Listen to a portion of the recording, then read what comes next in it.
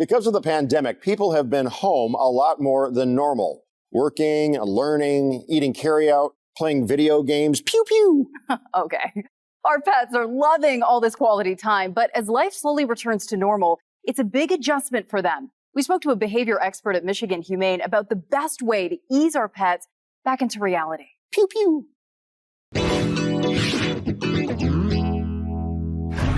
What's not to love about quarantine if you're a pet?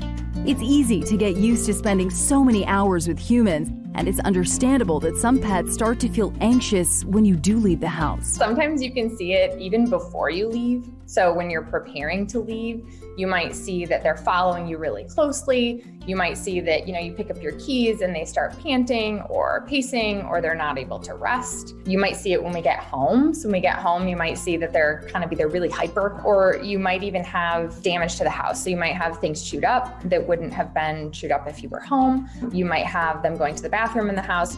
If you have a pet who's gotten really attached, now is the time to start practicing being apart. Some animals are going to be fine. They're going to think it's no big deal. You can be gone for 8 hours. Your departures, you'll be able to, go to the grocery store, go run errands, and it might be 6 or 7 hours before you get home. Whereas other pets might start to get stressed if you even go outside to go get the mail.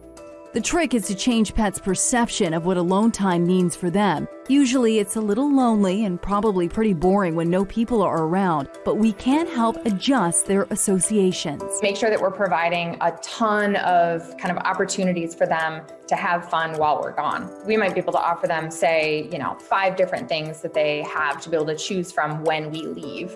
So we might have something like a bully stick. We might give them a new soft toy that we've sort of been saving or holding on to. We might do a Kong that's stuffed with, say, peanut butter and then had been put in the freezer.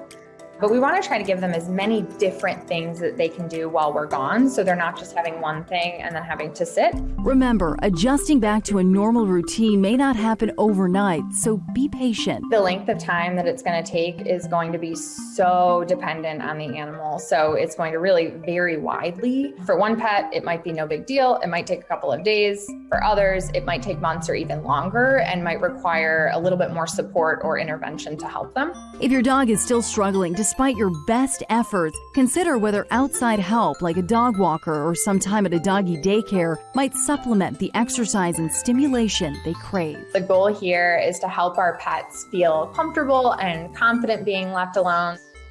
Such good tips to help ease that separation anxiety. Absolutely. We will be right back.